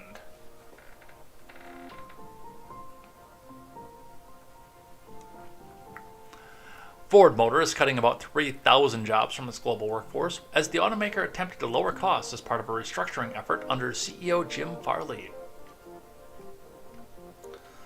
Ford began notifying workers of the reductions, and Monday, a company spokesman confirmed the cuts are for 2,000 salaried positions and 1,000 agency jobs in the US, Canada, and India. Farley and Ford chair Bill Ford said in a message to employees that was obtained by CNBC. So it doesn't look like there's going to be anybody on the floor, but I mean, how many of those people are still on the floor at this point in this country? I think they've all been shipped out to Canada and Mexico. And this is in stark contrast to, by the way, during the Pinko-Pox pandemic, when both under the Emergency Defense Production Act to do ventilators and masks, and then even then afterwards, during the negotiations, when they were threatened with tariffs so hard that they decided to not only keep more jobs in this country, but add more.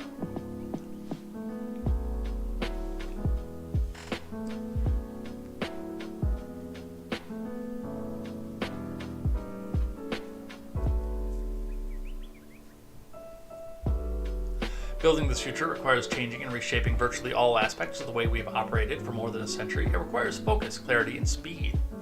And as we've discussed in recent months, it means redeploying resources and addressing our cost structure, which is uncompetitive versus traditional and new competitors, the message reads. Ford's cost-cutting actions are the latest in a series of efforts by companies to reduce expenses and employee headcount amid fears of potential recession or an economic softening, with inflation hovering near a 40-year high. The cuts, which were first reported Monday by Automotive News, come less than a month after Farley told analysts, "We absolutely have too many people in certain places, no doubt about it."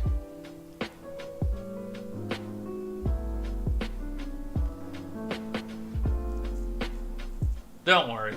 I'm sure that people with skills like yours will have no problem finding a job in either the hospitality or the food service industries. And unfortunately, that old Bill Murray line is starting to come true in the Biden admin.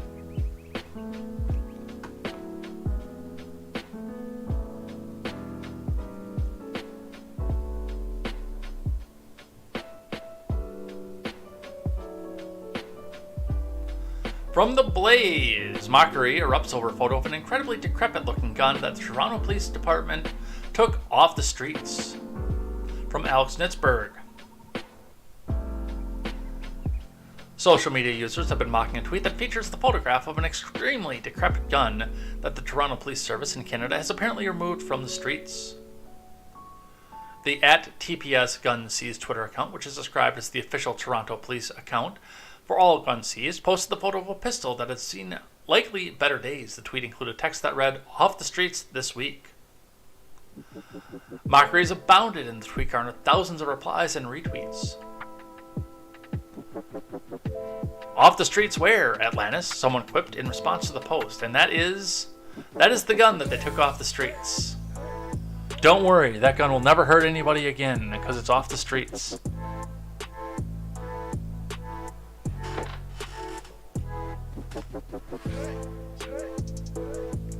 Are we even positive that there's a firearm underneath that?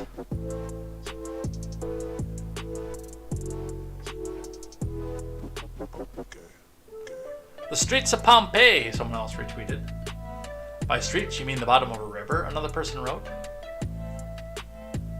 Another tweet suggests the streets refer to the fictional undersea town of Bikini Bottom from the cartoon SpongeBob SquarePants. Are you ready, kids? The streets. The streets of Toronto are now safe from tetanus, another tweet said. The Toronto police are really on the ball. I thank them for taking this weapon of mass destruction off the streets. Someone else tweeted along with a laughing emoji. Yeah, what is this? Like maybe a 32 revolver? Maybe a 22 revolver? It's tiny, whatever it is. Little snub-nosed guy.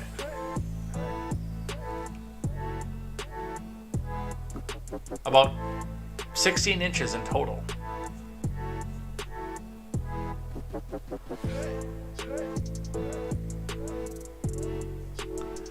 This group of criminals that weapon was taken from.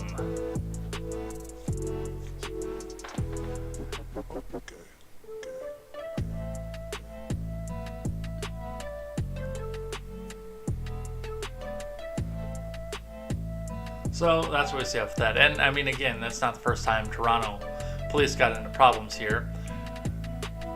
News release. Missing woman. Ryerson Avenue and Bathurst Street area. Isabella de Grace. Missing woman. Alright, and the last one. Then we'll do Twitter trending and head out of here.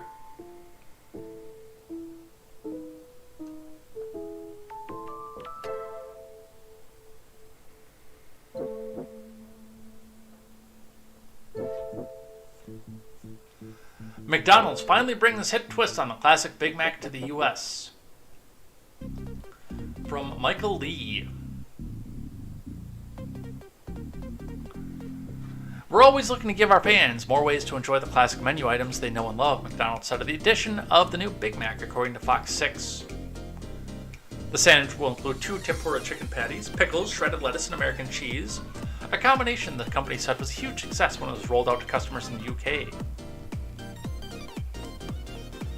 The Chicken Big Mac came amid a fast food feud that has been dubbed the Chicken Sandwich Wars, which have intensified since Popeyes introduced its popular chicken sandwich in 2019.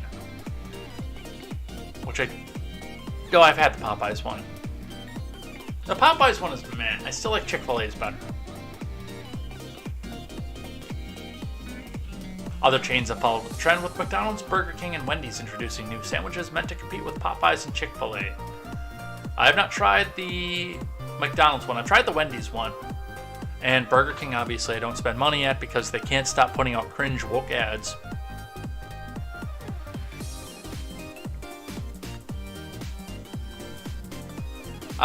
Chicken continues to be a significant opportunity for us. We've got some great global equities already in our McNuggets and with McChicken, but we also have some equities in McCrispy and McSpicy that we think we've got an opportunity to do more with globally, so that's going to be a priority area, McDonald's CEO Chris Kempczynski said in a Q2 earnings call. The new sandwich will be rolled out later this month for a limited time at select Miami locations. Well, there is, by the way, a girl that used to be into me until she found out my thoughts on vaccination, and especially coerced vaccination in a bar while you're drunk. And she made those points known to me very, very, very clearly, but before that she had mentioned that I should go out and try a chicken McGriddle. And since they don't have them at the McDonald's here, I cracked the code on the McGriddle recipe and made them at home. It's really easy, by the way. I can teach it to you. So I went out and I got some cheap chicken patties. McDonald's special. Cheap chicken patties. And made some homemade McGriddles. And then I proceeded to eat them, and they were delicious. And then, when I was coming home from Georgia over the 4th of July, I stopped at McDonald's right before the Tennessee line. Right after KTZed was done with Contemporary. I stopped at a McDonald's there. And it turns out in at least that part of Georgia, they do offer the chicken McGriddle on the menu. So if you're ever down in Georgia, round about July, if you ain't in a hurry, then you ought to stop by. Go give it a try. It's delicious. I wish they'd put that in more of their restaurants.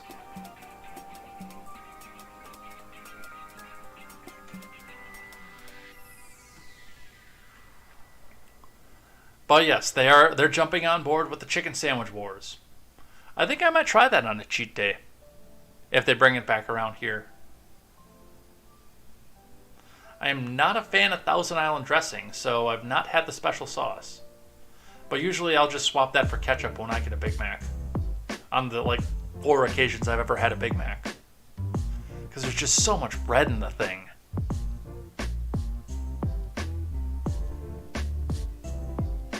Even when I'm not on low carb, it's just there's so much bread in it. But that's what we have. Alright, let's look at Twitter trending and head out of here for the day.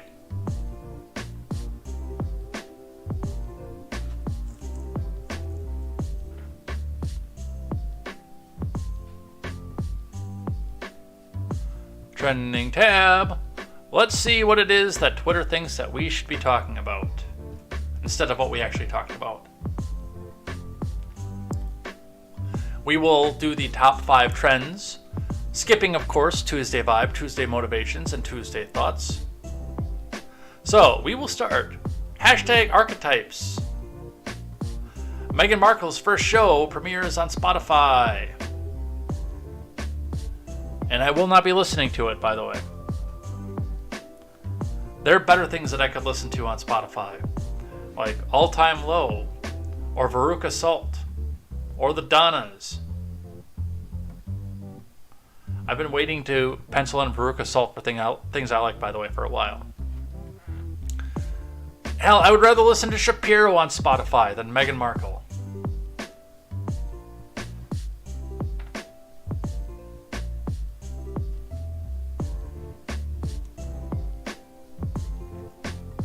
Welcome to Archetypes. I think we can listen to the introduction here.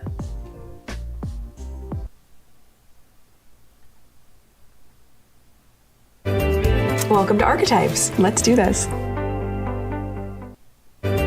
Welcome to Archetypes. Don't believe the type. Hashtag Archetypes. I'm not going to lie. I still have no idea who this lady is. I know that she scored a literal prince and then tried to change him. And succeeded. And that's about all that I know. And apparently she was in movies. But since I've only ever seen 5 movies in my life, it would be interesting to know that that's probably why I have no idea who she is.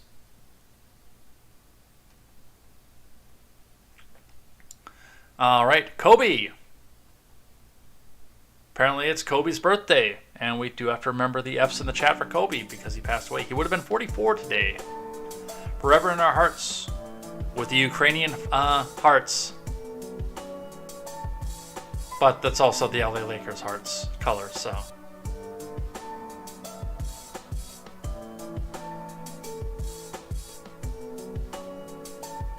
I was never much of a basketball person, but I do understand the sheer amount of popular culture influence that Kobe had. I mean, he was mentioned in everything. I don't know if I would have agreed with everything that he would have had to say because I didn't pay much attention to him while he was alive, but I know he was big in charity, and I like that. I enjoy that very much. I know that he was big into self-determination, so I enjoy that very much. And yeah, I remember when he passed. And I think Generational Gap was doing a pop-up impromptu at the time. So, it's a damn fly over on my camera. Go play with the plants, fly. Go play with those. You'll enjoy it, I promise. But yes, remembering Kobe on his birthday.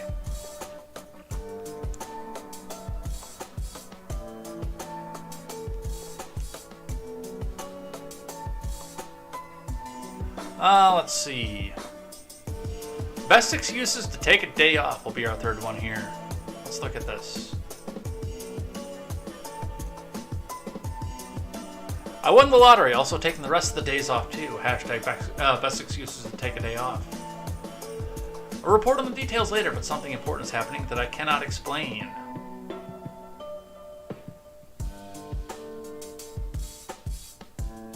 My dad ate the homework. Best excuses to take a day off. Because somebody's got to throw a Trump one in there. Honestly, my outfit was too good for work and I didn't want to waste it. Hashtag best excuses to take a day off.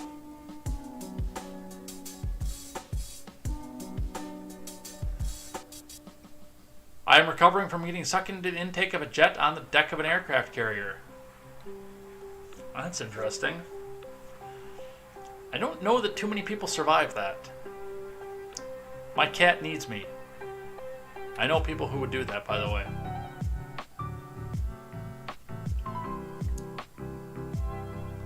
Jen says, well, I took yesterday off because I was flying back from moving my daughter into a first college apartment and meeting her very, very serious boyfriend. Spoiler alert, we loved him. When there's still weed in the grinder, best excuse is to take a day off. I miss weed.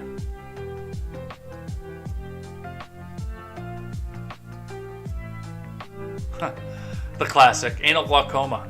Can't see my ass coming, doing a damn thing today. I thought it's usually can't see my ass coming to work today.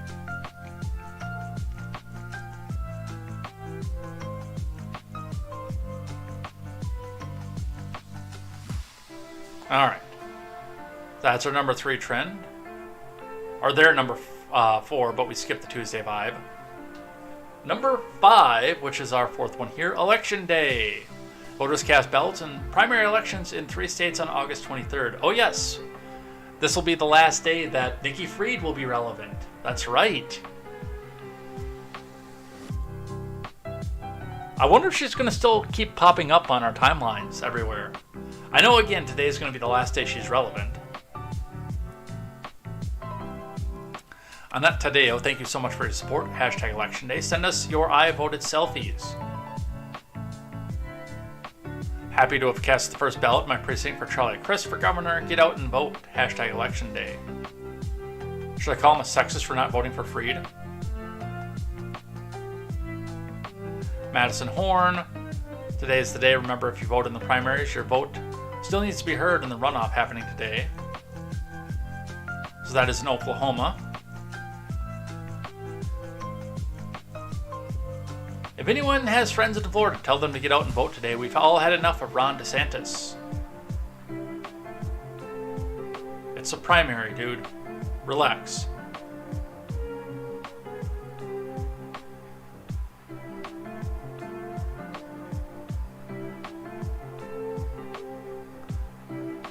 Just hours before Election Day, NYC candidates in 2 of the most tightly contested congressional races of the election cycle pounded the pavement one last time in a final push to get out the vote.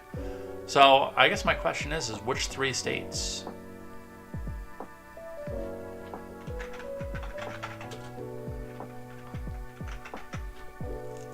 Let's find out.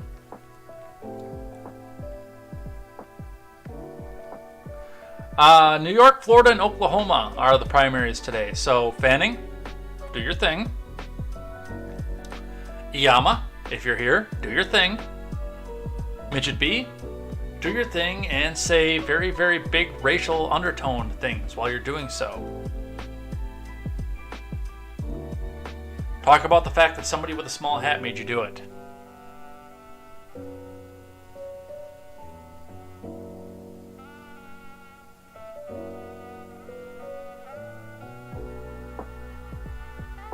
Alright, and the last one, SNKRS app. Is that the sneakers app? SNKRS app really crashing over some dunks. Shoe game is effed up. Like this tweet, if you took an L on the, I'm guessing this is sneakers app. I didn't even know there was such an app. Quality issues on someone's Stussy X Nike Air Max 2013 Fossil, and they won from Nike Sneakers app.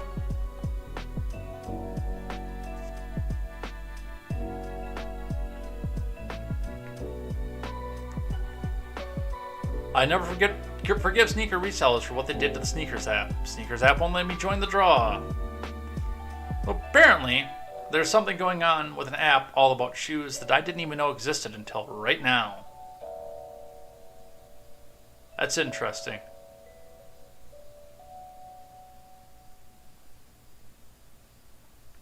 But I really don't wear sneakers unless I'm at the gym either. I wear boots almost... I would say 90% of the time, if I'm out in public, I'm wearing boots of some sort. I prefer them. More ankle support, more comfort for me, and the ability to go from recreation to work at a moment's notice. But hey, if you want sneakers, there's the Sneakers app, I guess, even though it's having problems. All right, that's it. We're done. We're out of here.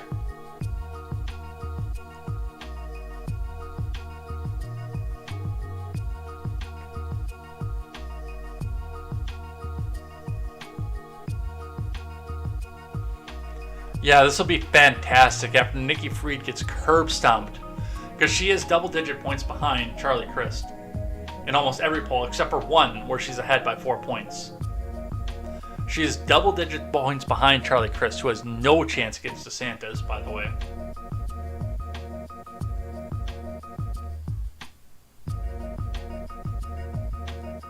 And again, if she falls off of political relevance, does this mean that we'll be freed from having her on our timeline? Because she's one of the safe accounts.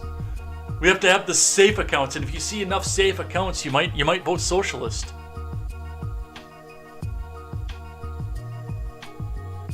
I don't know.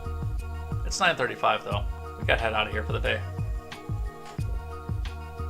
I'm just spitballing at this point because I can't really stand anybody on that ballot.